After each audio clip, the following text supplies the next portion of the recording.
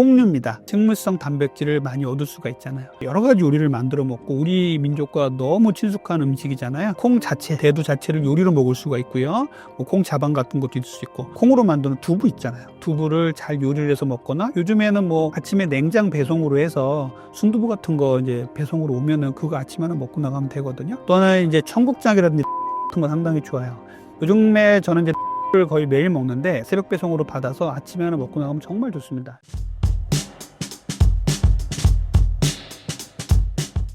아침 공복 상태에서 어떤 음식을 섭취하느냐에 따라 건강에 큰 차이가 있을까요? 저는 아침 식사를 정말 강조하는 의사예요. 아침은요, 우리 대사적으로 상당히 재밌어요. 뭐냐면 저는 크게 두 가지를 좀 말씀드리는데, 물론 이거 말고도 여러 가지가 많이 있지만 크게는요, 교감신경과 코티졸, 또 하나는요, 인슐린이에요. 그래서 교감신경과 코티졸은요, 우리 몸을 깨워주는 역할을 하거든요. 그런데 단순히 깨워주는 역할만 하는 건 아닙니다. 자, 우리가 아침에 이제 밤에 푹 자다가 아침에 깨워야 되잖아요. 그러면 우리 몸에서 교감신경이 활성화가 돼야 돼요. 그러면은 우리 몸에서 심박수도 빨라지고 혈압도 약간 올리고 우리 몸의 혈당 수준도 약간 높아집니다. 그러면서 우리가 몸이 깨어나게 만들거든요. 이때 코티졸도 같이 나와요. 그래서 코티졸이라는 거는 우리가 이제 흔히 스트레스 호르몬으로 알고 있는데, 코티졸이 아침에 나오면서 우리 몸을 깨워주거든요. 얘가 이제 혈당 수준도 약간 높이고 이렇게 우리 몸의 대사를 좀 이렇게 끌어올리는 역할을 합니다. 요때에 우리가 몸을 자극하는 것들을 한다면 어떻게 될까요? 그러면 우리 몸이 더 깜짝 놀라게 될 수도 있고 더 자극이 되겠죠. 그런데 이렇게 우리 몸을 억지로 깨우려고 이런 행동들을 하고 있는 현대인들이 되게 많습니다. 그래서 아침에는 이 코티졸을 너무 과도하게 흥분시키게 하는 것들은 별로 안 좋거든요. 이 부분은 뒤에서 말씀드릴 건데, 코티졸의 문제, 교감신경의 문제는 아침에 우리 몸을 깨워주는 데 있어서 대사를 쭉 올려주고 있는데, 이 대사를 올려주는 게 자연스러우면 괜찮지만 억지로 끌어올리다 보면 우리 몸이 좀 문제가 생길 수가 있습니다. 자, 두 번째, 저는 인슐린 레벨도 말씀을 드리는데요. 밤사이에 우리는 아무것도 먹지 않게 되니까 포도당이 올라가지가 않습니다. 잔잔하게 포도당이 유지가 되고, 인슐린 레벨도 포도당이 안 들어오니까 쭉 쉬게 돼요. 우리 췌장도 쭉 쉬게 되죠. 그런데 여기에서 이제 우리 혈당 수준과 인슐린을 갑작스럽게 올려버린다면 우리 몸이 어떻게 되냐면요, 잔잔한 호숫가에다가 그냥 조그만 돌을 던지는 게 아니라 거대한 바위 덩어리를 던지는 거하고 똑같이 돼요. 우리 대사가 엉망진창이 되는 것이죠. 그래서 이렇게 아침에는 이 코티졸과 교감신경, 그리고 인슐린 레벨이, 인슐린의 대사가 상당히 중요합니다. 그래서 아침에 먹는 음식이 정말 중요하다는 말씀을 드리거든요. 자, 그러면 아침에는 어떻게 먹는 게 좋으냐?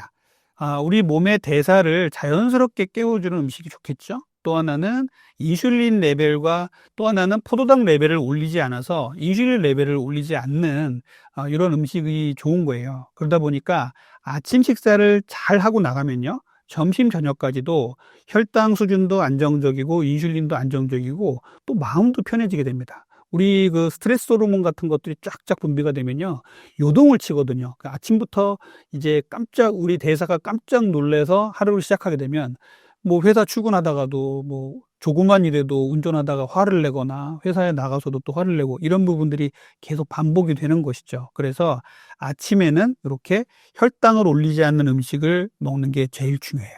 그 다음에 우리 교감신경을 놀라지 않게 하는 음식을 먹는 게 중요하다는 말씀을 드립니다.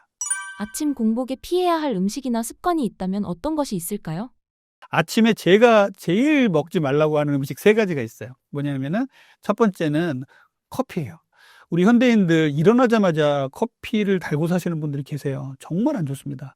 저는 커피에 대해서 좀 관대한 사람이에요. 어떤 다이어트 하는 데 가면요, 커피부터 끊어라 이렇게 얘기를 하고서 째를 내주듯이 이제 강요하시는 분들이 계세요. 그러면 환자분들 울상이에요. 우리나라 사람들 커피 얼마나 좋아합니까? 그런데 커피를 끊으라고 하니까 이 다이어트도 못 하겠는데 커피까지 끊으라면 무슨 낙에 사나, 이런 분들 계신데, 커피는 다른 때 먹어도 되는데 공복에 아침에 잠이 잘 안 깨니까 멍하니까 커피를 한 잔 먹고서 잠을 깨우겠다, 이거 정말 잘못된 생각이에요. 제가 앞에서 말씀드렸듯이 교감신경과 코티졸이 쫙 올라가고 있는 상황에서 커피를 빈속에 딱 먹게 되면요, 아주 급속도로 이제 혈압이 올라가고 심박동수도 올라가고 혈당도 올라가요.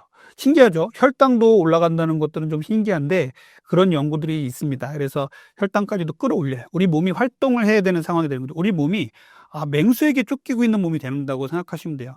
일어나자마자 일어나서 딱 보니까 맹수가 있어요. 맹수한테 도망가는 그런 상황하고 똑같은 상황이 됩니다. 근육으로 피가 막 가고요. 이렇게 되는 상황이 되는 것이죠. 그렇기 때문에 아침에 이렇게 우리의 대사를 무리하게 만들 필요가 없어요. 그러면 없던 이제 혈당 스파이크도 나오게 되고, 그다음에 없던 뭐 혈압도 올라가게 되고, 여러 가지 질환이 생길 수 있는 계기를 마련해 주는 거예요. 이걸 또 한 번 하고 끝나나요? 매일매일 먹잖아요. 매일매일 아침에 의식을 치르듯이 아침에 일어나서 커피 한 잔 먹는 게 습관이 된 우리 현대인들한테는 저는 좀 안 좋은 습관이라고 말씀드려요.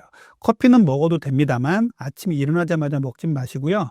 식사 후에 제일 좋은 시간은요. 9시, 10시 정도 됐을 때예요. 그 정도가 되면 코티졸이 올라갔다가 조금 떨어지는 시기거든요. 요때 이제 업무를 시작하면서 커피 한 잔 하고 시작하시면 됩니다. 이렇게 하시면 되는데 우리가 너무 아침 일찍 커피를 먹는다는 거 우리 교감신경과 코티졸이 안 좋다는 말씀 드리고, 또 하나는 커피를 먹어야 대변을 보는 사람들이 있어서 커피를 거기에 이용하시는 분들이 계세요. 그래서 아침에 일어나서 나 화장실 안 가면 하루 일과가 안 돼. 그래서 나는 아침에 일어나서 커피 한 잔을 꼭 먹어야 돼. 이런 분들이 계시다면 꼭 내가 커피를 먹어야 한다고 한다면 저는 그 디카페인 커피를 권합니다. 그래서 디카페인 커피는 카페인 함량이 아주 적기 때문에 교감신경과 코티졸을 자극할 가능성이 좀 적어요. 그런데 그 안에 들어있는 여러 가지 성분들, 우리의 장의 운동을 활성화시켜 주잖아요.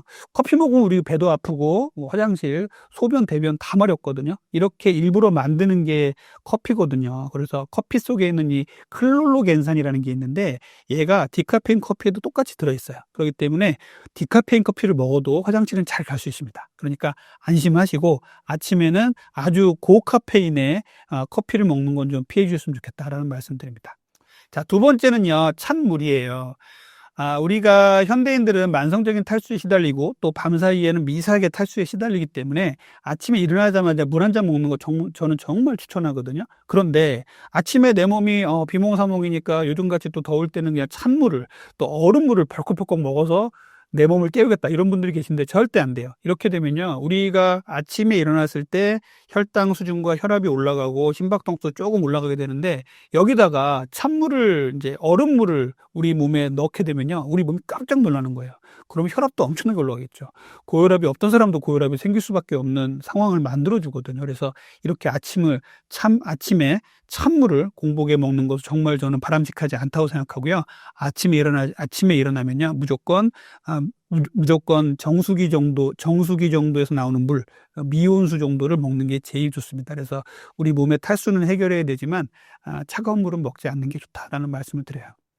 세 번째는요, 인슐린에 대해서 이제 말씀을 드리는데, 인슐린을 자극하지 않기 위해서는 우리가 아침에는 정제된 탄수화물을 피해야 됩니다. 그래서 아침에 일어나자마자 정제된 탄수화물을 먹는 아침 식사를 먹는 것은요, 정말 잔잔했던 우리 잔잔했던 호숫가에다가 너무나 큰 파도를 일으키는 거예요. 그래서 혈당 수준을 갑자기 높이는 바삭하게 구운 빵에다가 딸기잼을 발라서 오렌지 주스하고 같이 먹거나 시리얼에다가 우유를 같이 부어서 먹거나 하면요, 혈당 수준이 어마어마하게 올라갑니다.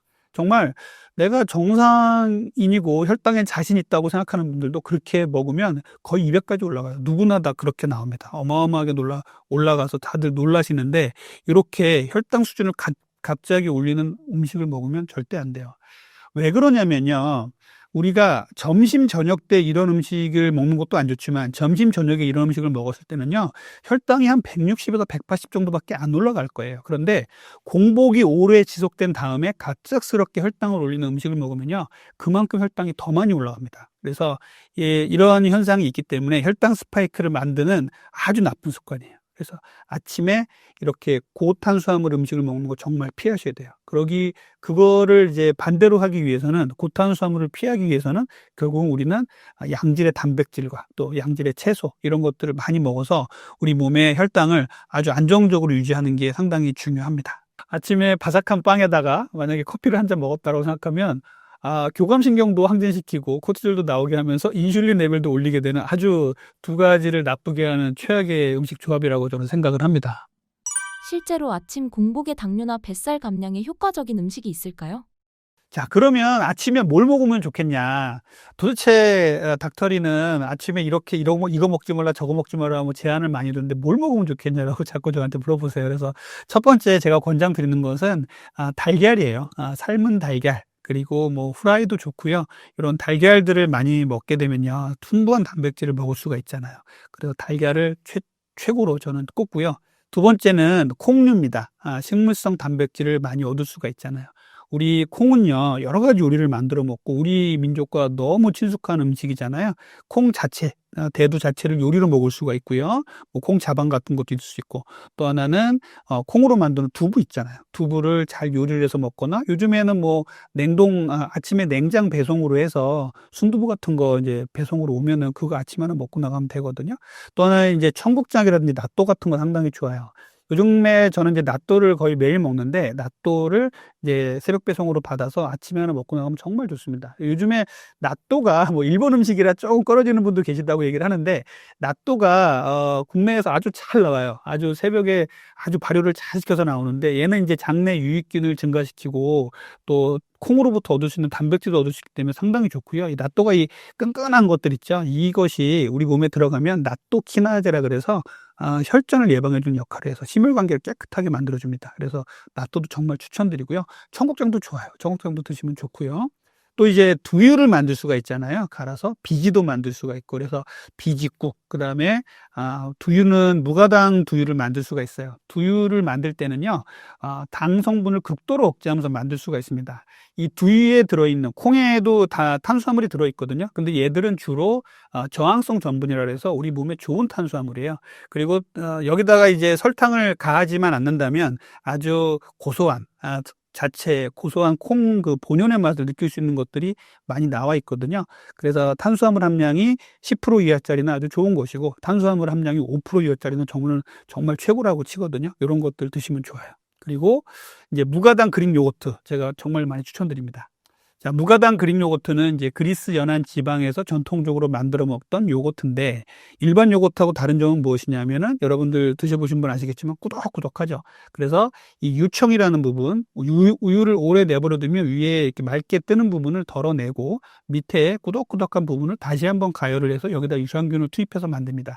그러다 보니까 같은 양을 먹어도 훨씬 많은 양의 유단백을 먹을 수가 있어요. 그리고 포만감도 있죠. 맛도 좋죠. 그리고 혈당 수준이 상당히 낮습니다. 그리고 유청이 제거되기 때문에 알러지라든지 그리고 유당불내증을 가진 분들도 조금은 자유롭게 먹을 수가 있어요. 물론 유당불내증이 있거나 알러지가 있는 분들도 어떤 그릭 요거트를 먹었을 때 안 좋다 그러면 조금 다른 요거트를 좀 바꿔보는 게 좋겠죠. 그래서 이렇게 그 무가당 그릭 요거트는 아침에 먹기 정말 좋거든요. 그리고 얘가 무가당 그릭 요거트가 또 좋은 이유는요, 위하고 장에 상당히 좋아요.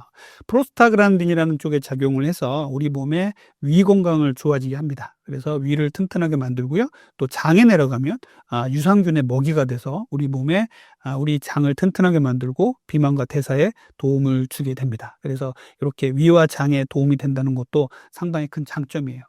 저는 그릭 요거트를 가장 많이 활용하고 있는, 저는 그릭 요거트도 거의 매일 먹고 있는데요. 그릭 요거트를 활용하는 방법은요, 얘는 토핑이나 이제 다른 것들과 버무려서 먹을 수가 있어요. 물론 꾸덕꾸덕해서 조금 제한은 있지만, 여기다가 토마토라든지 그리고 블루베리라든지 이런 것들 한번 버무려서 드셔보세요. 그리고 양배추에 찍어 먹어도 괜찮습니다. 그러면요, 상당히 맛이 좋거든요.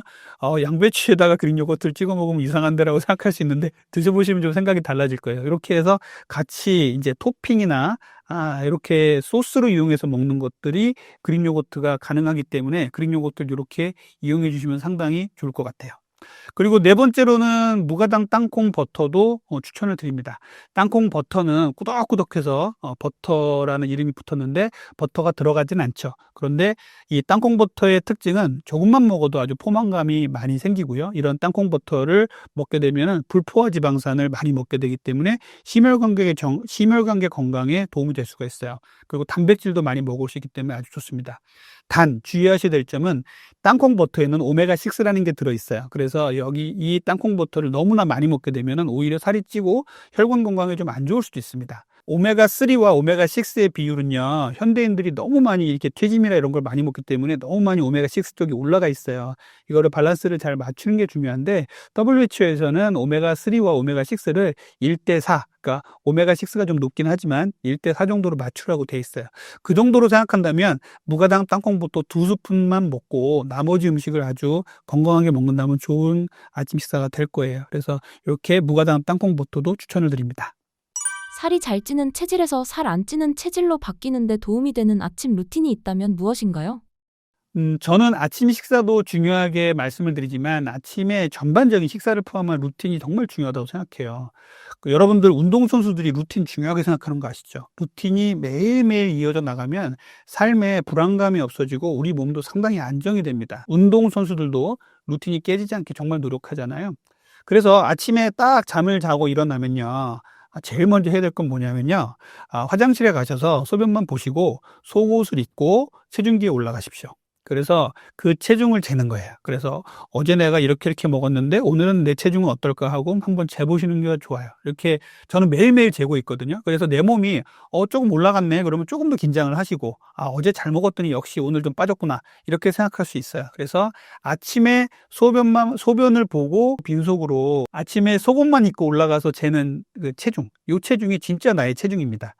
솔직히 뭐 점심에 뭐를 먹고 저녁에 뭐를 먹고 자기 전에도 이제 여러 가지 상황 때문에 내 생활 패턴이 달라질 수가 있는데 체중도 달라질 수가 있고 한데 아침에 공복은요 늘 같은 내 체중을 유지하고 있어요. 그렇기 때문에 병원에 입원해 보신 분들은 알겠지만 아침에 그냥 일어나자마자 환자분들 끌고 나와서 체중을 잽니다. 그래서 그 체중이 나의 체중이라고 생각하시고 매일매일 재서 나의 체중의 패턴을 한번 보시는 게 좋아요. 두 번째는요. 일어나셔서 입 한번 헹구시고 미지근한 물을 한 잔 드세요. 그래서 아침에 우리 몸은요, 미세하게 탈수를 겪어요. 그래서 밤새 호흡을 하고 땀으로도 나가고 하기 때문에 물을 드시는 거 중요한데, 앞에서도 말씀드렸지만, 우리 교감신경을 놀라게 하는 물이 아니라 미지근한 물, 미온수 정도를 드시면 좋겠어요. 그래서 물을 한 잔 드세요. 그 다음에 이제 식사인데요. 식사를 하실 때는 단백질을 잘 드시자고 내가 말씀드렸잖아요. 그래서 먹는 순서를 잘 지켜주셔야 돼요. 먹는 순서는 첫 번째가 채소예요. 채소를 제일 먼저 먹고요. 두 번째는 단백질이나 지방을 먹고요. 마지막으로 탄수화물을 드셔야 됩니다.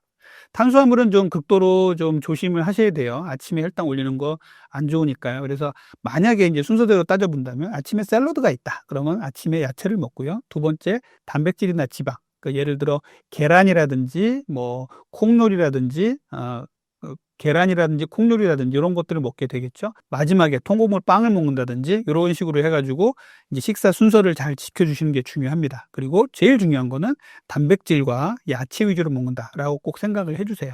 그리고 순서가 뒤죽박죽됐다 이럴 때는 무조건 생각하셔야 될 게 마지막에 탄수화물을 먹는다. 요것만 기억해 주시면 됩니다. 그래서 뭐 야채와 단백질이 좀 바뀌어도 상관은 없는데 마지막에 탄수화물을 드셔야지 이 앞에 식사 전에 탄수화물 드시면 혈당을 일단 올려놓고 시작하는 거기 때문에 상당히 안 좋거든요. 그런 부분 좀 조심하셔야 되고요. 그 다음에 이제 출근을 하실 거예요. 그러면은 일하러 나갈 때 되도록이면 많이 걸으세요. 우리 현대인들은 너무 안 걸어요. 그래서 뭐 지하 주차장에 엘리베이터 타고 내려가서 바로 자가용 타고 출근해서 또 엘리베이터 타고 올라가서 의자에 바로 앉잖아요. 그러면 운동하는 게 별로 없잖아요. 그래서 일상생활에서 조금씩이라도 운동을 하셔야 돼요. 그래서 계단 이용하시고 되도록이면 대중교통 이용하시고 한정거장 전에 먼저 내려서 걸어 다니시고 그리고 에스컬레이터보다는 계단을 이용하시고 엘리베이터나 에스컬레이터보다는 계단을 이용하시고 이렇게 해서 내 생활에서 움직이는 습관들을 계속 좀 만드셔야 돼요.